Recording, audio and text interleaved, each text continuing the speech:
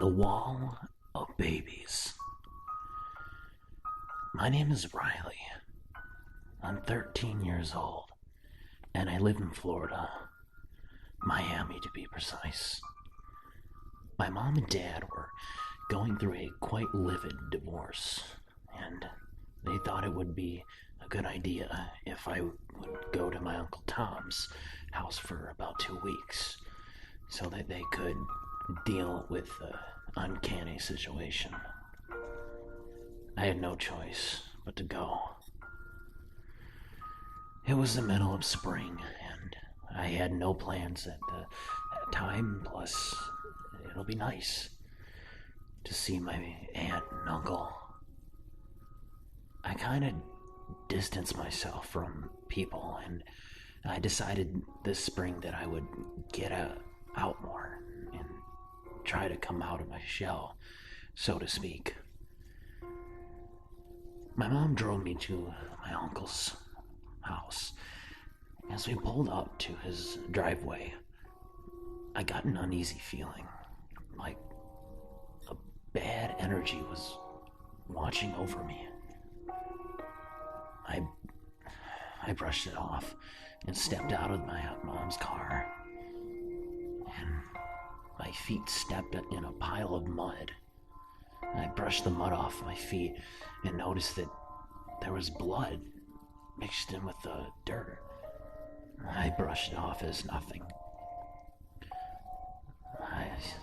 I said my goodbyes to my parents with a sense of dread and regret. I walked up to the porch, seeing my uncle with a surprised but happy look on his face. Hey there, darling. I've been waiting so long to see you. Riley, can you go up the stairs, last door on the left, and put your stuff in there? Oh, and Riley? Yeah, Frank? If you see that door on the right, can you close it? Sure thing, Frank. Thanks. Oh, and Riley. Yeah? Don't look inside the room. Just close it, okay? He said with a stern look on his face. Okay.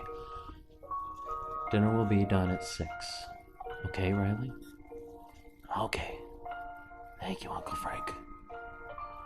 After dinner, I was really tired, so I asked to be excused, and I went up to my bedroom and slumpily plopped myself down on the bed. I fell asleep almost instantly once I closed my eyes. I woke up with a loud crash I heard down the hall. I got up and opened the door very slightly and looked out down the hallway to see a red light that was coming from the door my Uncle Frank told me not to go in. But obviously I wasn't not going to check it out.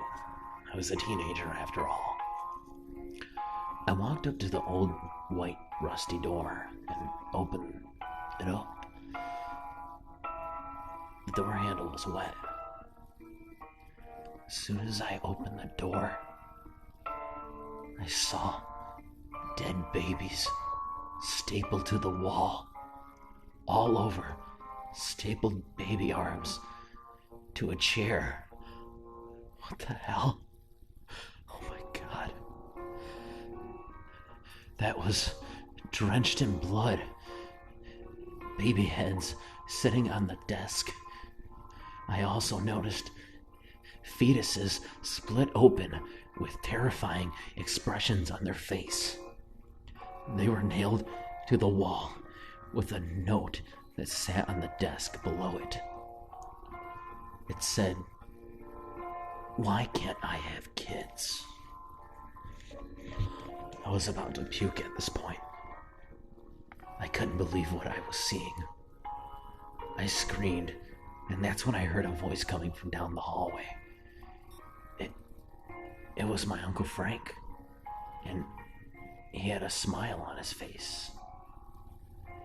He had a knife in his hand. I told you not to go in there. And now, you know our secret. Oh, God.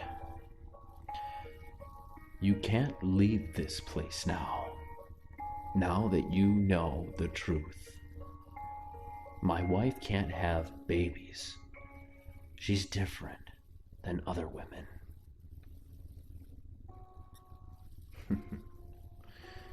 And I just can't let you leave.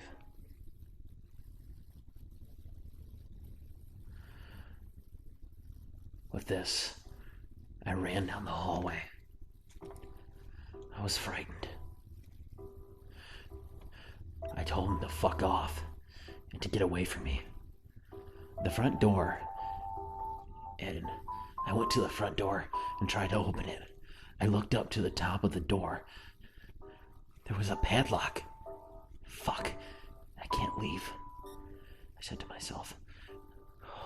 Oh, I wouldn't say that, my dear, the voice said from behind me.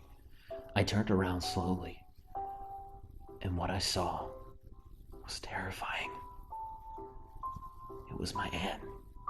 She looked at me with wide eyes and said, "There is always a way out, my dear." She was standing 3 feet away from me, and when I looked at her body, it was positioned in different directions, unnatural. I thought there was a reason why that door was closed. It was to keep a little secret. Now, my child, the dead babies were part of a ritual that I was in the middle of. And now that you, a mortal, has seen it, it is complete. What do you mean, it is complete? But you cannot know my plans. I said answer me. And now I will kill you and use your head as a part of my body. With that being said, she rose up and unhinged her jaw unnaturally wide and lunged towards me. There, now it is done, the aunt said, with Riley's head clenched between her teeth. Darling, could you fetch me my robe? yes, my lord. And now, me, Lucifer's daughter, can finally rise again and bring forth the apocalypse, and all will bow down to me. Thank you, everybody, so much for listening to this wonderful story. My name to look my channel up is Aaron Larvins. Most of you know me, most of you probably don't. Don't forget to leave a like and subscribe to my channel. I will be making more new creepy pasta videos in the future. And as always, I'm always with you in the dark.